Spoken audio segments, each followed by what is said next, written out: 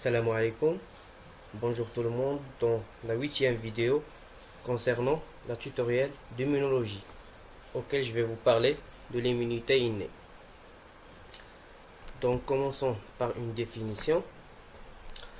L'immunité innée est la première ligne de défense vis-à-vis des agents infectieux et pathogènes et il est mis en jeu immédiatement après l'invasion par un agent pathogène, quel que soit l'agent pathogène.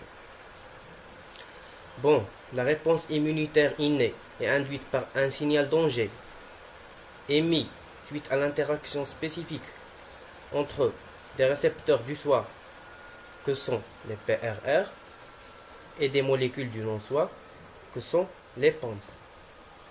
Et ces PAMP sont présents au niveau des micro-organismes, qu'ils soient pathogènes ou non.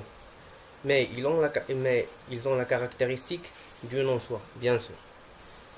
Donc, on peut dire que l'immunité innée, elle bloque la plupart des micro-organismes et elle a la caractéristique qu'elle n'a pas d'une mémoire immunitaire, au contraire des cellules de l'immunité adaptative, que sont les lymphocytes B et les lymphocytes T.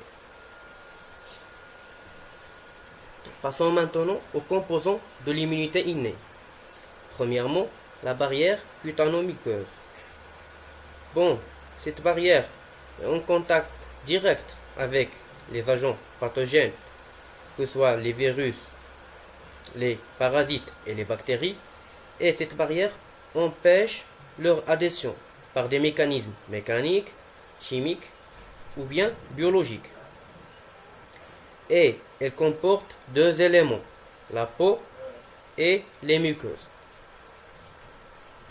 Bon, pour la peau, c'est un épithélium multistratifié kératinisé entourant toute la surface externe de l'homme. Et c'est une barrière très efficace contre des intrusions de tout type.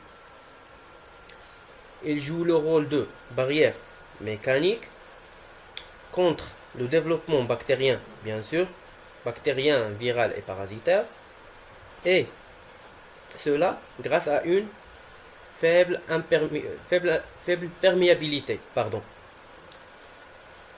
Pour la barrière chimique, elle présente des protéines et des peptides antimicrobiens. Et pour la barrière biologique, elle présente une flore commensale, c'est-à-dire un ensemble de bactéries se situant sur cette peau, et elle joue un rôle important comme barrière. Pour les muqueuses, bon, on a des muqueuses urogénitales, des muqueuses au niveau respiratoire et des muqueuses gastro-intestinales. Bon, c'est une surface d'échange considérable et riche en antigènes d'origine, soit alimentaire, microbien ou viral. Et cette barrière permet le blocage de la majorité des pathogènes grâce à des sécrétions des substances antivirales et antibactériennes, et aussi grâce à la présence des cils, d'une flore microbienne aussi, et les muqueuses ont un milieu acide, bien sûr. Donc, la barrière cutano-muqueuse isole l'intérieur de l'organisme des agressions extérieures. Bon, comme j'ai déjà cité dans les vidéos précédentes, les cellules de l'immunité innée sont les polynucléaires avec les 3 sous-groupes, les macrophages, les mastocytes, les cellules dendritiques et aussi les natural killers.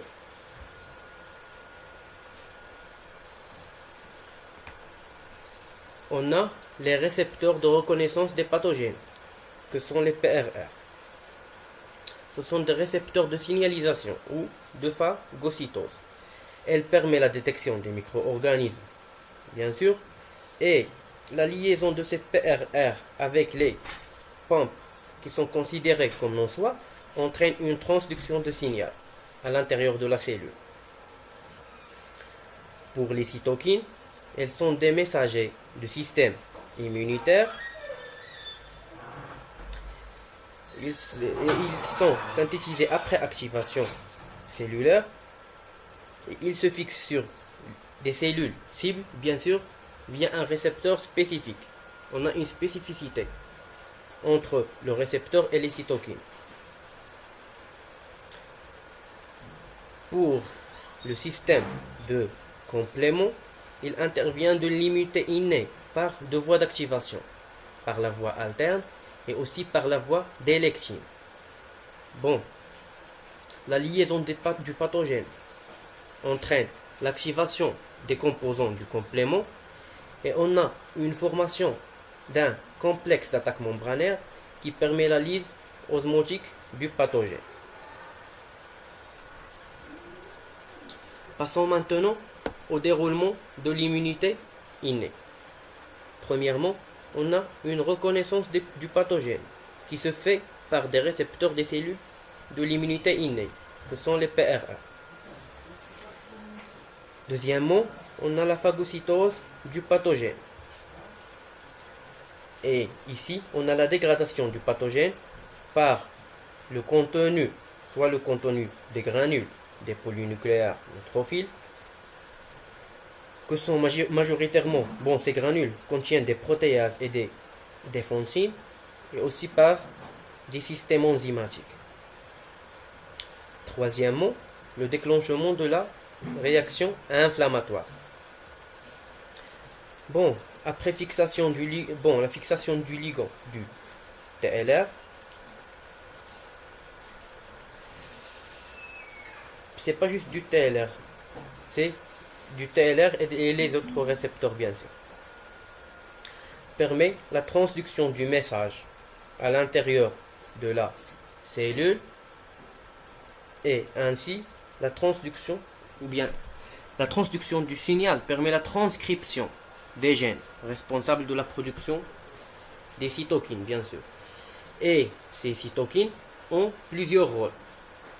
Et principalement, elle permet le passage et le roulement des cellules présentes au niveau du sang, les leucocytes bien sûr. Il permet le passage de ces cellules au niveau du site de l'agression. Et ce phénomène s'appelle l'extravasation.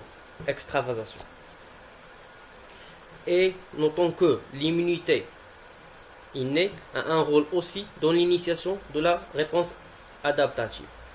Car les cellules de l'immunité innée, essentiellement, bien principalement les CPA, migrent. Les CPA sont les cellules présentatrices d'antigènes. Ils migrent vers les organes lymphoïdes secondaires,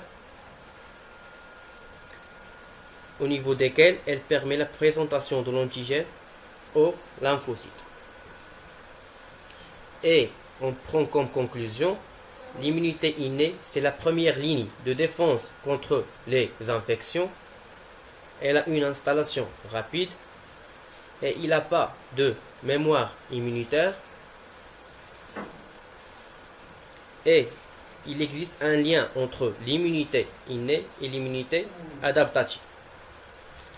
Donc rendez-vous pour la vidéo prochaine auquel je vais vous parler de l'immunité à médiation cellulaire. Merci beaucoup pour votre attention.